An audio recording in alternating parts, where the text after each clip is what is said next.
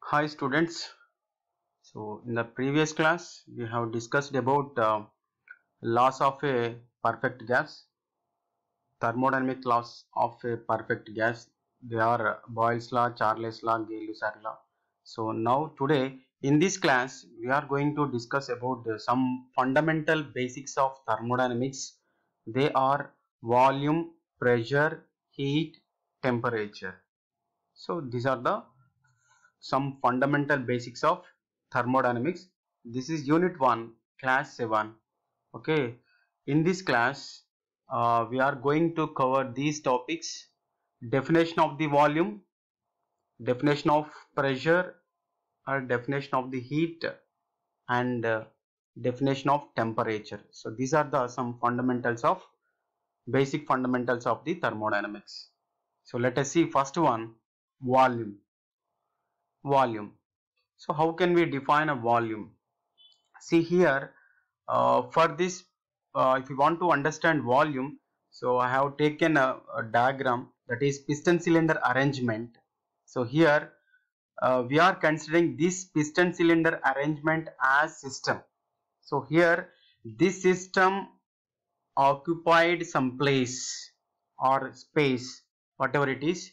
Okay, so that place is called volume, means the space occupied by the system or object, that is called volume. So how can we define volume? Once again listen: the space occupied by the object or system, whatever it is, the space occupied by the system or object, that is called volume. That is called volume. SI unit of volume is what? Meter cube. So volume formula, fundamental formula, volume is equal to area into displacement. For area we have meter square, and for displacement unit is meter. So finally SI unit of the volume is meter cube.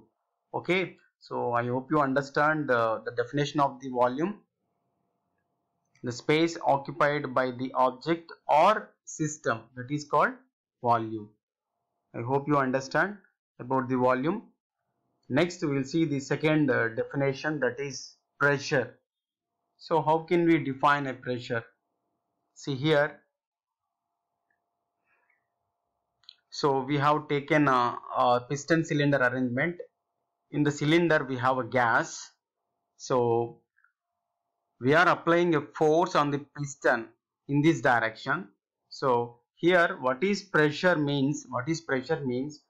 Force acting per unit area. Force acting per unit area of the gas is known as pressure.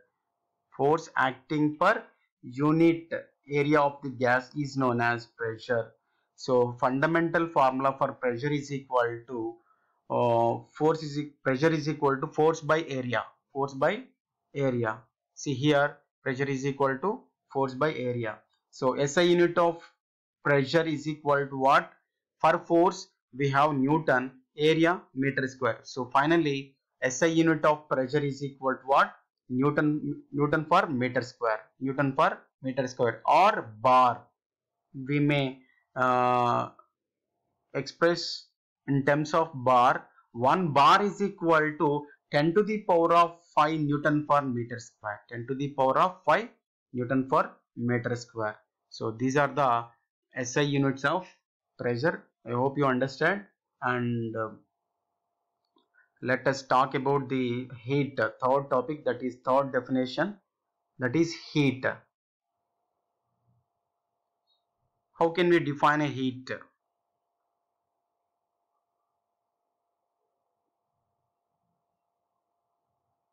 See here, what is heat? How can we define a heat means?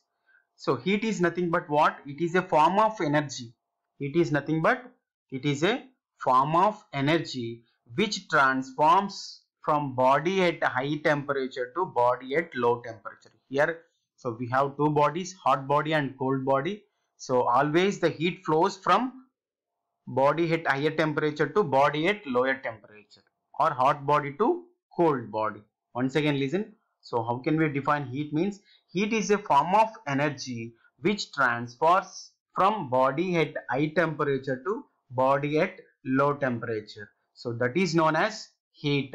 It is denoted by Q. It is denoted by Q. SI unit of heat is joule. Okay, so there are two fundamental node points. They are one node point. First node point is what? The amount of heat transferred is directly proportional to mass. The amount of heat transferred to a body, that is directly proportional to its mass. Okay, means Q proportional to M, and also directly proportional to temperature difference, and also directly proportional to temperature difference. Means, so according to above statement, we can write it as Q proportional to mass. Means heat transferred is directly proportional to mass, Q proportional to M, and according to second statement, and also directly proportional to temperature difference. Means Q proportional to dt, Q proportional to dt.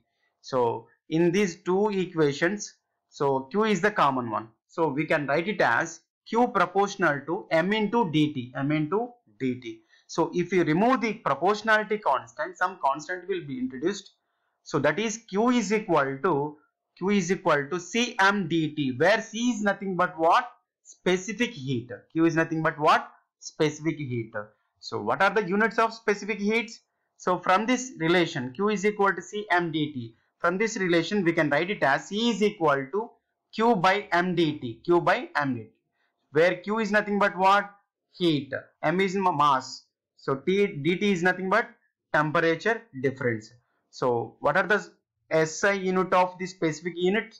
Specific heat means for Q units, SI unit is joule, for mass kg, for temperature Kelvin. So finally specific heat units joule for kgk, joule for kgk. I hope you understand about the heat, and we will discuss about the last definition, that is temperature.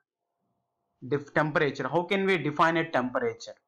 See here, based on sensation, the degree of hotness or coldness of the substance or object, whatever it is, that is called temperature. Once again listen. So what is temperature? How can we define temperature? Means based on sensation,